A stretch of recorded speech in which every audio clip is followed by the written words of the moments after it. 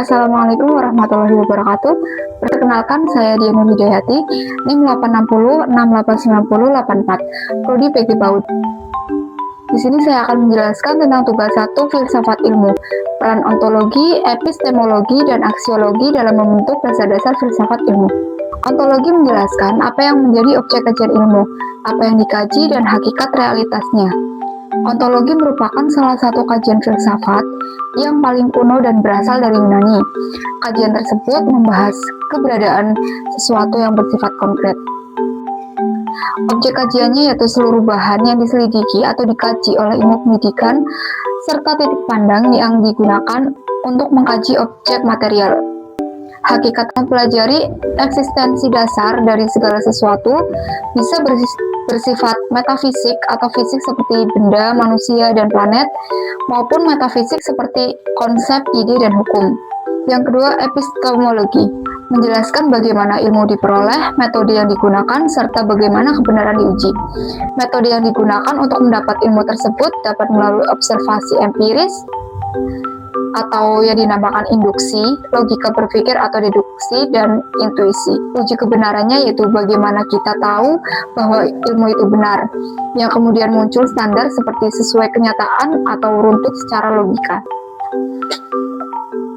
Yang ketiga, aksiologi menjelaskan nilai, etika, dan tujuan pengetahuan ilmu dalam kehidupan.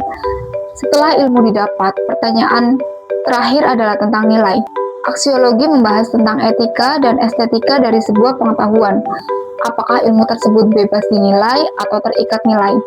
Apakah penelitian tersebut melanggar moralitas? Kemudian tujuannya untuk apa ilmu itu digunakan? Apakah untuk kesejahteraan masyarakat atau justru malah merusak lingkungan? Keterkaitan ketiganya sebagai fondasi utama filsafat ilmu. Ontologi, epistemologi, dan aksiologi ketiganya tidak bisa berdiri sendiri dan saling berkaitan untuk memahami sebuah ilmu. Ontologi menjadi landasan eksistensi dengan pertanyaan apa yang ingin diketahui. Epistemologi menjadi landasan proses, bagaimana cara mengetahuinya. Dan aksiologi menjadi landasan nilai, bertanya tentang mengapa hal itu perlu diketahui. Contohnya dalam penerapan pada ilmu kedokteran, ontologi mengkaji sebuah manusia dan penyakitnya sebagai realita fisik.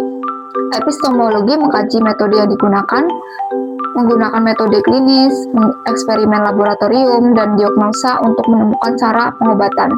Kemudian aksiologi menggunakan pengetahuan tersebut untuk menyembuhkan orang sakit, menggunakan etika kedokteran, bukan untuk hal yang menyakiti. Tanpa ontologi, ilmu kehilangan arah karena tidak paham apa yang dikaji. Tanpa epistemologi, ilmu menjadi sekedar mitos karena tidak ada metode yang jelas. Dan tanpa aksiologi, ilmu bisa merugikan karena tidak memiliki kendali moral.